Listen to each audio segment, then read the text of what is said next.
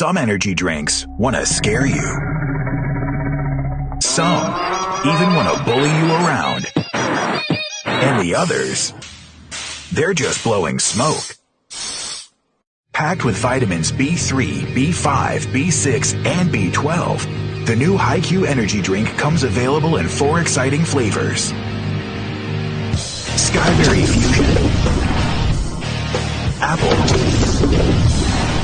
Coconut Fruit Punch, and Lemon Lime. Natural caffeine, no preservatives, no crash, no bull. HiQ energy drink. Wings are for birds. Rudo Apparel powers teams and athletes around the world by offering the best in customer uniforms at an unbeatable price. Visit RudoApparel.com or give them a call today at 347-850-2720 to build your one-of-a-kind uniform made just the way you want. Rudo Apparel, the #1 shop for custom uniforms and apparel. That's 347-850-2720.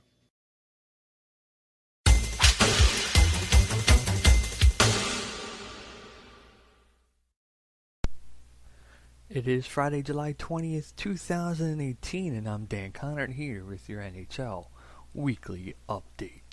Some transaction news to get through, a lot going on since Sunday in the Hockey League, and I'll also touch on an article by ESPN's Emily Kaplan and the young players throughout the National Hockey League. We'll get started with our transactions. Adam Lowry signed a 3-year, $8.75 million contract with the Jets. Lowry says he wanted to go back to Winnipeg because that is the team that signed him and where he got to start. Lowry had 8 goals last season and 13 assists over 45 games.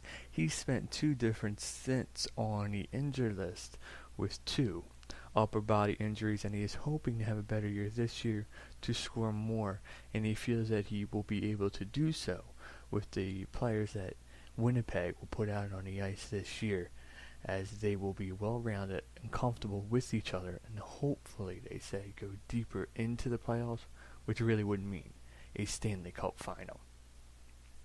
The Phoenix Coyotes are involved in another trade. Arizona trades Ryan McInnes to the Columbus Blue Jackets for defenseman Jacob Graves and a 6th-round draft pick. So the Coyotes are trying to build their core and really develop their team so that they can compete as the seasons go on. Chris Tierney signs a 2-year contract with the Sharks. There was no financial terms released. He had an okay year last year with just 17 goals and 23 assists over 82 games, but the Sharks do believe that he will be a key asset to the team this coming season.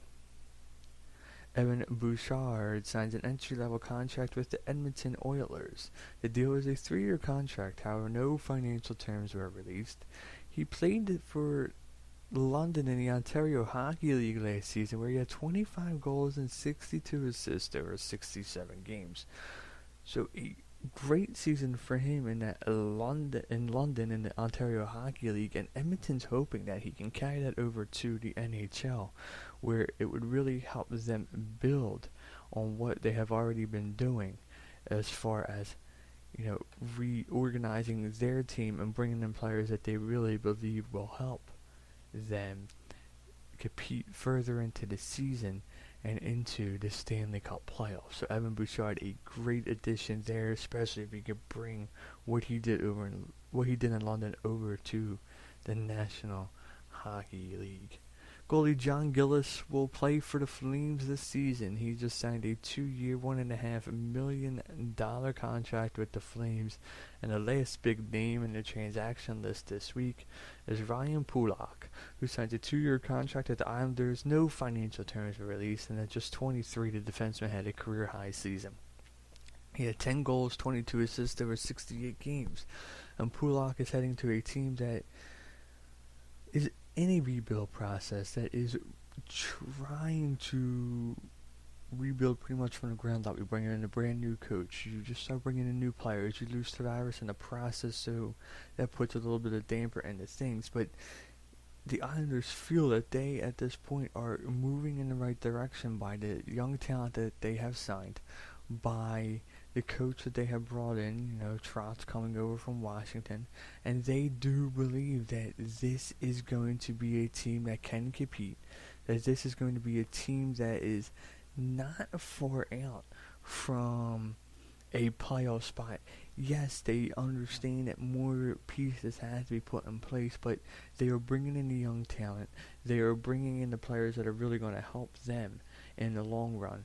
And it'll be interesting to see really what they do next year.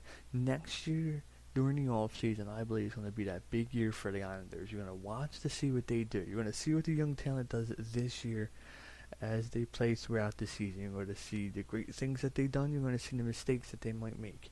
And by looking at that, you'll be able to evaluate this season and see who you need next season to help you put the final pieces together in a team that's in a full rebuild. So it'll be an interesting season for the Islanders and an interesting offseason next year for them.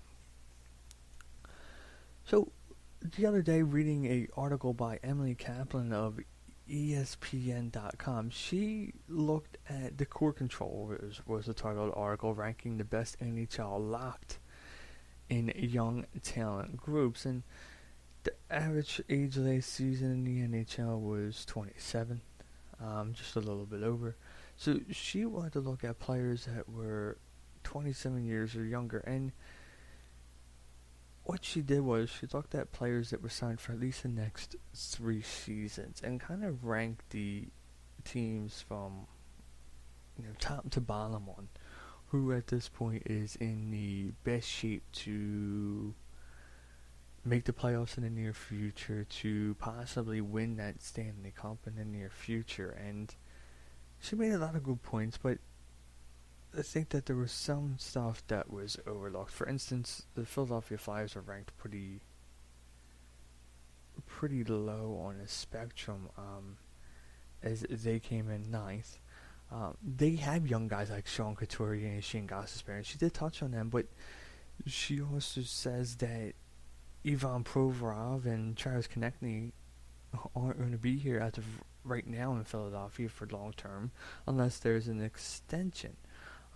She said that if that extension was there, that the Philadelphia Flyers would have been ranked higher in her article, and that Ron Hextall is still kind of building in Philadelphia, and that Philadelphia's not loaded with a whole lot of prospects, but it's still a building process for Hextall. And when I look at Philadelphia, I think of the young players, obviously, Sean Couturier, Shane Gostisbehere, Konechny, Provorov, and a young core there, Patrick as well. And then I also see a guy, James Van Riemsdyk. Now, yes, 29 years old, he's pushing on 30, so he does not fall in that 27-year-old category, but a guy like Van Riemsdyk is going to come in and help these players grow. He's still relatively young in the eyes of many. So Van Riemsdyk is going to come in and really help these young core players grow, just as Claude Giroux has helped them and the older players of the Philadelphia Flyers. So at this point, if I look at the Philadelphia Flyers, they're much better than they were last season. We just have to hope that they're not hit with injuries, that they can go and play deep into the playoffs at this point if they aren't striking with injuries as time goes on. It's not going to be getting in that first round being knocked out by Pittsburgh and not having that full competitiveness that we have seen from the Flyers in years past. The Flyers at this point are a good young group. Guys that, yes, a little bit over 27. You have Couturier, Gostisbehere, 25, Konechny, Provorov, and Patrick, a little younger than that. And then you have Van Riemsdyk that's coming in, who's a little over that 27 mark, but still young. And Van Riemsdyk here for a few years. Couturier, Gostisbehere still here for a few more years. Couturier to the 21-22 season, and Gostisbehere to the 22-23 season. And what Ron Hextall, the general manager, has done to this point, by bringing in the young core group of guys, you have to believe that he's going to give an extension at some point to Provorov, Konechny, and then sign the other young players an extension as well. And the Philadelphia Flyers are always looking for opportunities to build at this point. They're always looking for opportunities to come in, to make changes, the necessary changes that will give them the best shot to make the Stanley Cup and the win. So at this point, if I'm anybody in the NHL, reporter, general manager, coach, I am not underestimating the Philadelphia Flyers. I am not overlooking them. I am going to say that this is going to be a tough team to beat as the season goes on. They have a young core group of guys. Yes, we said it. Some are over that 27 mark that Kaplan was looking at. But the Philadelphia Flyers can be a huge surprise this season. They could go well deep into the playoffs if they themselves can stay healthy, can play fast hockey, and really limit the amount of mistakes that they have out there on the ice. So the Flyers can't be underestimated, as they themselves will be a great team this year and for several years to come. Now, Kaplan's top two are the Edmonton Orioles and the Nashville Predators, and we kind of just expect the Predators at this point to be that Stanley Cup contender, and that was explained in her article. And she says that the best part about that is they have a young core group, and Forsberg, Johansson, and Saros, and then you have the older guys as well, Josie and Subban, who can help these younger players grow and can make up for the mistakes that these younger players may make, and that really is a big deal for Nashville.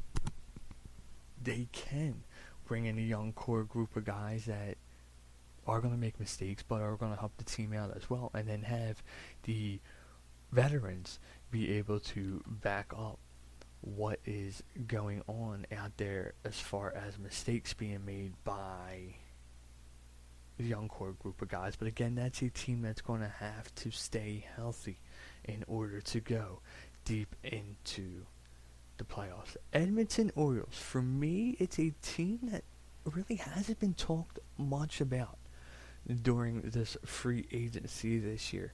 I think the Oilers are in the best spot at this point that they have been for several years. Edmonton going out there signing McDavid, Clefbaum, and now just bringing in Evan Bouchard as another young talent. And you have to wonder what the Oilers may do this season.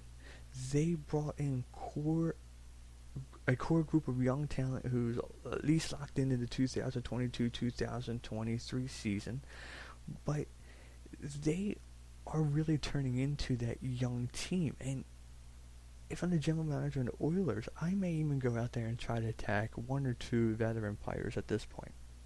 Try to attack one or two veteran players, whether that may be free agency, trading a few players, but probably the free agency market. I don't want to mess with my younger talent too much by trading them, but I think if the Oilers add a few more key pieces in a veteran role that may be here for 2 to 3 years, that can really help this Oilers team. Now, does that mean they're going to go out and win a Stanley Cup this year, next year, or the year after with the veteran players? I don't know. Probably not. But by bringing in a few veteran guys, in addition to the veteran players that they already have on their team, they can help this next young group of talent grow.